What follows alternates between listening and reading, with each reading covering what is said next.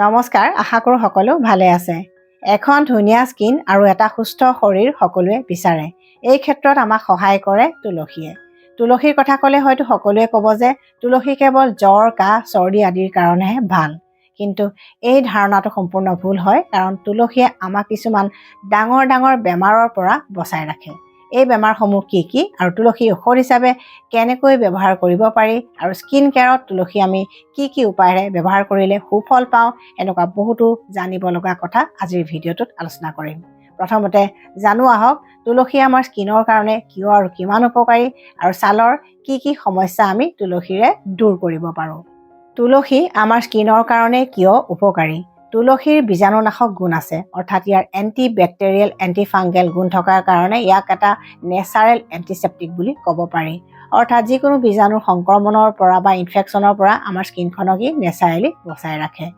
Oil চিক্ৰেশ্যনটো maintain কৰাত সহায় কৰে, অৰ্থাৎ স্কিনৰ স্বাভাৱিক তেলেতীয়া ভাৱটো অটুট ৰখাত সহায় কৰে আৰু বেছিকৈ যদি তেল চিক্ৰেশ্যন হয় সেইটো কণ্ট্ৰল কৰি ৰাখে, যাৰ কাৰণে একনি, পিম্পলছ বা শালমনৰ সমস্যা থকা ব্যক্তিৰ কাৰণে তুলসী পাত হৈছে ডাঙৰ বৰদান বা মহৌষধ স্বৰূপ।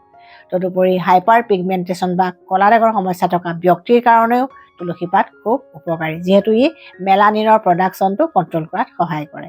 মুখৰ ক'লা দাগ দূৰ কৰিবৰ কাৰণে তুলসীৰ এটা সহজ ঘৰুৱা দিহা আপোনালোকে ব্যৱহাৰ কৰি চাব পাৰে। তাৰ কাৰণে এমুঠি মচুৰ দাইল ভালদৰে ধুই লওক আৰু অলপমান গাখীৰত তিয়াই কোমল কৰি লওক। যেতিয়া কোমল হ'ব তাতে অলপমান তুলসী পাত, পদিনা পাত, এডোখৰ কেঁচা আলু আৰু এডোখৰ তিয়ঁহ ভালদৰে মিহিকৈ পেষ্ট বনাই লওক আৰু সেই পেকটো আপোনালোকে ফেচ পেক হিচাপে 20 মিনিটমানৰ কাৰণে মুখত লগাই ৰাখক আৰু এই দিহাটো সপ্তাহত 2 দিন বা 3 দিনকৈ কৰি চাওক। আৰু সেইটো আপোনালোকে মিশ্ৰণটো ফেচ পেক হিচাপে ব্যৱহাৰ নকৰি ডেইলি ফেচ ৱাছৰ নিচিনাকৈও ব্যৱহাৰ কৰিব পাৰে। তাৰ কাৰণে 5 মিনিটমান মুখত লগাই ৰাখিব আৰু তাৰপিছত পৰিষ্কাৰ পানীৰে মুখখন ধুই দিব। ফেচ পেক হিচাপে ল'লে সপ্তাহত 2 দিনকৈ ল'ব আৰু যদি ফেচ ৱাছ হিচাপে লয় সদায় ব্যৱহাৰ কৰিব, কিন্তু কম সময়ৰ কাৰণে লগাব, অৰ্থাৎ 3 মিনিট বা 5 মিনিটমানৰ কাৰণে লগাই তাৰপিছত ধুই দিব। যাৰ অ'পেন প'ৰ্ছৰ সমস্যা থাকে তেওঁলোকে এটা সহজ ঘৰুৱা দিহা ব্যৱহাৰ কৰি চাব পাৰে। 2 চামুচ এল'ভেৰাৰ জেলৰ লগত 4 টোপাল তুলসী পাতৰ ৰস মিহলাই ৰাতি শোৱাৰ সময়ত 2 মিনিটমান মুখত মাছাজ কৰিব, তাৰপিছত শুই থাকিব। ৰেগুলাৰলি এনেকৈ ৰাতি শোৱাৰ সময়ত যদি এই দিহাটো কৰি চায়, নিশ্চয় আপোনালোকৰ অ'পেন প'ৰ্ছৰ সমস্যা বহুতখিনি কমি যাব। আপোনাৰ স্কিনখন যদি খুব পাতল আৰু চেঞ্জিটিভ হয় তেন্তে তুলসীৰ এটা সহজ ঘৰুৱা দিহা কৰি চাব পাৰে।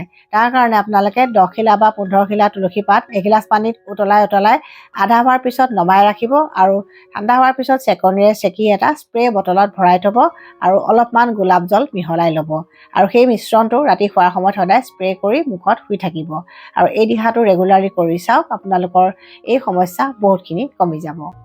শালমন বা পিম্পলছৰ সমস্যা থকা ব্যক্তিসকলে সপ্তাহত 3 দিনমানকৈ এটা ফেচ পেক ব্যৱহাৰ কৰি চাব পাৰে। তাৰ কাৰণে তুলসী পাত আৰু নিম পাত সম পৰিমাণে লৈ ভালদৰে মিহিকৈ পেষ্ট বনাই লওক আৰু তাতে অলপমান মুলতানী মিট্টি আৰু গোলাপ জল মিহলাই এটা ফেচ পেক ধুনীয়াকৈ বনাই লওক আৰু সেই ফেচ পেকটো মুখত 20 মিনিটমানৰ কাৰণে লগাই ৰাখক, তাৰপিছত মুখখন ধুই পেলাওক। এই দিহাটো আপোনালোকে সপ্তাহত 2 দিন বা 3 দিনকৈ ব্যৱহাৰ কৰি চাওক আৰু শালমনৰ সমস্যাৰ পৰা মুক্তি পাওক।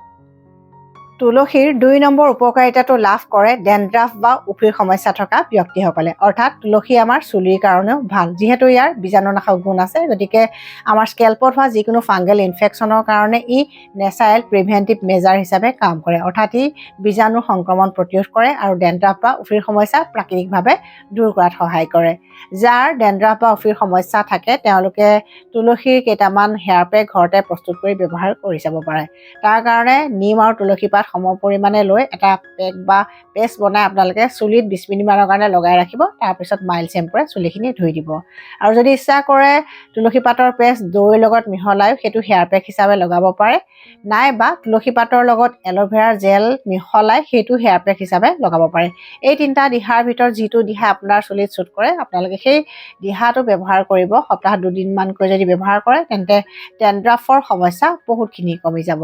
তাৰ লগতে অৱশ্যে পথ্য ওপৰতো গুৰুত্ব দিব লাগিব, অৰ্থাৎ ডেণ্ড্ৰাফ বা উফিৰ সমস্যা কেতিয়াবা পেটৰ কিছুমান ট্ৰাবুলৰ কাৰণে হয়, গতিকে লিভাৰ প্ৰব্লেম বা পেটৰ যদি কিবা প্ৰব্লেম আছে সেইখিনিৰো চিকিৎসা সঠিকভাৱে কৰি ল'ব। তুলসীয়ে বচাই ৰখা 3 নম্বৰ বেমাৰটো হৈছে শ্বাসতন্ত্ৰৰ ৰোগ বা ৰেস্পিৰেটৰী ডিজিজ।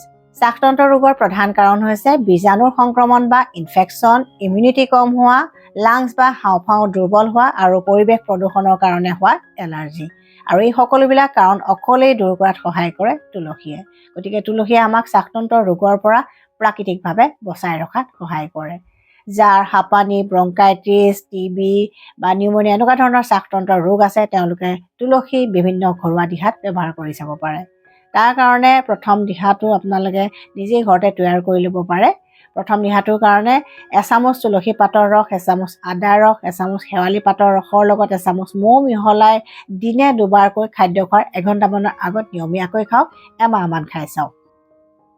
এচামুচ তুলসী পাতৰ ৰস, এচামুচ আদাৰ ৰস, এচামুচ বগা বাহেক বা তিতা বাহেক পাতৰ ৰসৰ লগত অলপমান মৌ মিহলাই দিনে দুবাৰকৈ খাদ্য খোৱাৰ এঘণ্টামানৰ আগত নিয়মীয়াকৈ এমাহ বা 1.5 মাহমান খাই চাওক। 3 নম্বৰ দিহাটো সকলোৱে জানে, আদা আৰু তুলসী পাতৰ ৰস একেলগে মিহলাই মৌ দি নিয়মীয়াকৈ কিছুদিন খাওক। আৰু 4 নম্বৰ দিহাটো প্ৰতিজন অসমীয়াৰ ঘৰত হয়তো সকলোৱে ব্যৱহাৰ কৰে আৰু সেইটো হৈছে একাপ বনৌষধি চাহ খোৱাটো। তুলসী পাতৰ লগত আদা, লং, ডালচেনি, জালুক এনেকুৱা ধৰণৰ কিছুমান বনৌষধি মিহলাই হাৰ্বেল টি বা মেডিচিনেল টি বনাই যদি নিয়মীয়াকৈ একাপ বা দুকাপ খোৱা যায় তেতিয়া শ্বাসতন্ত্ৰৰ কোনো ধৰণৰ ৰোগ হোৱাৰ সম্ভাৱনা নাথাকে। 4 নম্বৰ উপকাৰিতাটো লাভ কৰে ডায়েবেটিছ ৰোগীসকলে, কাৰণ তুলসী পাতে ডায়েবেটিছ ৰোগ প্ৰাকৃতিকভাৱে প্ৰতিৰোধ আৰু নিয়ন্ত্ৰণ কৰাত সহায় কৰে। বিভিন্ন গৱেষণাৰ তথ্যৰ মতে তুলসী পাতত থকা ইউজিনেল নামৰ কম্পাউণ্ড বা যৌগটোৱে ইনচুলিনৰ ছিক্ৰেশ্যনো নিয়ন্ত্ৰণ কৰি ৰখাত সহায় কৰে আৰু ইনচুলিন চেনচিটিভিটি বঢ়ায়, যাৰ কাৰণে ব্লাড চুগাৰটো নৰ্মেল হৈ থাকে বা স্বাভাৱিক হৈ থাকে, অৰ্থাৎ ডায়েবেটিছ ৰোগীসকলৰ ব্লাড চুগাৰটো কণ্ট্ৰল হৈ থাকে। বিভিন্ন গৱেষণাৰ তথ্যৰ মতে ই ফাষ্টিং ব্লাড গ্লুক'জটো কমায় আৰু পিপি ব্লাড গ্লুক'জটো কমায়। গতিকে ডায়েবেটিছ ৰোগীসকলে নিশ্চিন্ত মনে তুলসী পাত খাব পাৰে। আৰু পেনক্ৰিয়াজৰ যিটো ফাংচন থাকে সেইটো ভাল কৰে। গতিকে পেনক্ৰিয়াজ ভালে থাকিলে আমাৰ ইনচুলিন হৰমনৰ ছিক্ৰেশ্যনো ভালে থাকে। গতিকে নৰ্মেল মানুহে খালেও ই ডায়েবেটিছ ৰোগৰ প্ৰাকৃতিক প্ৰতিষেধক হিচাপে কাম কৰিব। তুলসী পাতৰ 5 নম্বৰ উপকাৰিতাটো আমি হাৰ্টৰ ক্ষেত্ৰত লাভ কৰোঁ, কাৰণ ই আমাৰ হাৰ্টটো হেল্ডি কৰি ৰাখে আৰু হাৰ্ট ডিজিজ বা হৃদৰোগো প্ৰিভেণ্ট কৰে বা প্ৰতিৰোধ কৰে। বিভিন্ন গৱেষণাৰ তথ্যৰ মতে ইয়াত থকা ইউজিনেল নামৰ কম্পাউণ্ডটোৱে LDL নামৰ অপকাৰী কলেষ্ট্ৰলটো নিয়ন্ত্ৰণ কৰি ৰখাত সহায় কৰে আৰু তুলসী পাতে ব্লাড প্ৰেছাৰ বা ৰক্তচাপো স্বাভাৱিক কৰি ৰখাত সহায় কৰে। গতিকে ই হাৰ্ট ডিজিজ নেচাৰেলি প্ৰিভেণ্ট কৰে বা প্ৰাকৃতিকভাৱে প্ৰতিৰোধ কৰে। তুলসী পাতে বচাই ৰখা 6 নম্বৰ বেমাৰটো হৈছে অৰেল কেভিটি বা মুখ গহ্বৰৰ বেমাৰ। বহুত মানুহৰ মুখ গহ্বৰৰ কিছুমান বেমাৰ থাকে, যেনে কিছুমানৰ বেড ব্ৰেথ বা মুখৰ দুৰ্গন্ধ থাকে, কিছুমানৰ মুখৰ ভিতৰত খুব সঘনাই ঘাঁ ওলাই থাকে, কিছুমানৰ দাঁতৰ আলু বা গামছৰ সমস্যা থাকে, যেনে জিঞ্জিভাইটিছ, পাইৰিয়া আদি সমস্যা থাকে, কিছুমানৰ দাঁত পোকে খোৱাৰ সমস্যা থাকে বা কিছুমানৰ টনচিলাইটিছ, ফেৰিঞ্জাইটিছ এনেকুৱা ধৰণৰ সমস্যা খুব সঘনাই হৈ থাকে। এই সকলো ধৰণৰ ৰোগত ভুগি থকা ব্যক্তিৰ কাৰণে কিন্তু তুলসী পাত ডাঙৰ মহৌষধ বুলি ক'ব পাৰি। তাৰ কাৰণে তেওঁলোকে তুলসী পাতৰ বনৌষধি চাহ নিয়মীয়াকৈ খাব পাৰে বা 10 খিলা বা 15 খিলা তুলসী পাত অলপমান খুন্দি লৈ এগিলাচ পানীত এৰাতি তিয়াই ৰাখি ৰাতিপুৱা খালী পেটত সেই পানীখিনি নিয়মীয়াকৈ খাব পাৰে বা দিনৰ যিকোনো সময়তে এনেকুৱা ধৰণৰ যদি ডিটক্স ড্ৰিংক বনাই খাই থাকে তেওঁলোকৰ এই সমস্যা বহুতখিনি কমি থাকিব। যিহেতু তুলসী পাতৰ এণ্টি ইনফেক্টিভ প্ৰপাৰ্টিজ আছে, বীজাণুনাশক গুণ আছে আৰু তুলসী পাতে আমাৰ ইমিউনিটিও ষ্ট্ৰং কৰে বা যিবিলাক কাৰণৰ বাবে এই বেমাৰবিলাক হয় সেই কাৰণবিলাক দূৰ কৰাত সহায় কৰে। তুলসী পাতে বচাই ৰখা 7 নম্বৰ বেমাৰটো হৈছে লিভাৰ ডিজিজ বা লিভাৰজনিত ৰোগ। বহুতৰে লিভাৰৰ বিভিন্ন ধৰণৰ ট্ৰাবুল থাকে বা সমস্যা থাকে, কিন্তু এই সকলোবিলাক সমস্যা দূৰ কৰাত বা প্ৰতিৰোধ কৰাত সহায় কৰে তুলসীয়ে। কাৰণ তুলসীৰ এটা প্ৰধান কাম হৈছে ডিটক্সিফিকেশ্যন, অৰ্থাৎ আমাৰ দেহত জমা হোৱা টক্সিনছ বা বৰ্জিত পদাৰ্থবোৰ লিভাৰৰ বা কিডনীৰ মাধ্যমেদি দেহৰ পৰা উলিয়াই দি আমাৰ শৰীৰটো শোধন কৰে। লিভাৰ ডিটক্স কৰাৰ উপৰিও ই লিভাৰত ইনফ্লেমেশ্যন নোহোৱাকৈ ৰাখে, যাৰ কাৰণে ফেটি লিভাৰ আদিৰ দৰে বেমাৰবিলাকৰ পৰা ই প্ৰাকৃতিকভাৱে আমাক বচাই ৰাখে। তদুপৰি জণ্ডিছ বা লিভাৰ কেঞ্চাৰ এই সকলো ধৰণৰ লিভাৰজনিত ৰোগৰ কাৰণে তুলসী হৈছে এটা নেচাৰেল প্ৰতিষেধক। তুলসী পাতে বচাই ৰখা 8 নম্বৰ বেমাৰটো হৈছে ষ্ট্ৰেছ, এংজাইটি, ডিপ্ৰেশ্যন আদি মানসিক বেমাৰ। তুলসী পাতত এনেকুৱা কিছুমান কম্পাউণ্ড বা যৌগ আছে যিয়ে ষ্ট্ৰেছ হৰমন অৰ্থাৎ কৰ্টিজল হৰমনটোক নিয়ন্ত্ৰণ বা কণ্ট্ৰল কৰাত সহায় কৰে। আৰু এনেকুৱা ধৰণৰ মানসিক বিকাৰৰ বা মানসিক বেমাৰৰ মুখ্য কাৰণ হৈছে কৰ্টিজল নামৰ এই হৰমনটোৰ লেভেল বাঢ়ি থকাটো। গতিকে তুলসী পাত খালে ষ্ট্ৰেছ, এংজাইটি, ডিপ্ৰেশ্যন আদি বেমাৰ হোৱাৰ সম্ভাৱনা কমি থাকে।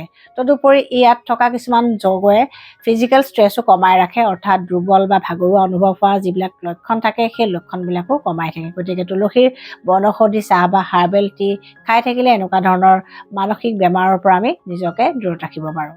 9 নম্বৰ ডাঙৰ উপকাৰিতাটো হৈছে যে ই আমাৰ দেহৰ ইমিউনিটি বা ৰোগ প্ৰতিৰোধ তন্ত্ৰক শক্তিশালী কৰে, যিহেতু ইয়াত ভিটামিন চি আছে আৰু জিংক আছে। আৰু ইমিউনিটি ষ্ট্ৰং হ'লে বেমাৰ হোৱাৰ সম্ভাৱনাও কমি থাকে বা বেমাৰ হ'লে আমি সোনকালে আৰোগ্য লাভ কৰোঁ। গতিকে তুলসী পাত খালে আমি বিভিন্ন ৰোগৰ পৰা প্ৰাকৃতিকভাৱে বাচি থাকিব পাৰোঁ।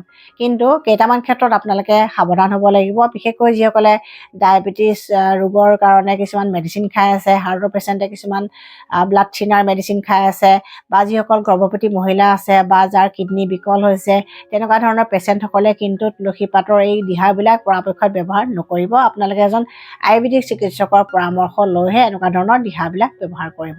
গতিকে ভিডিঅ'টো চাই যদি আপোনালোকে ভাল পাইছে, শ্বেয়াৰ কৰি দিব যাতে অসমৰ ৰাইজ উপকৃত হয়। Stay healthy, stay happy.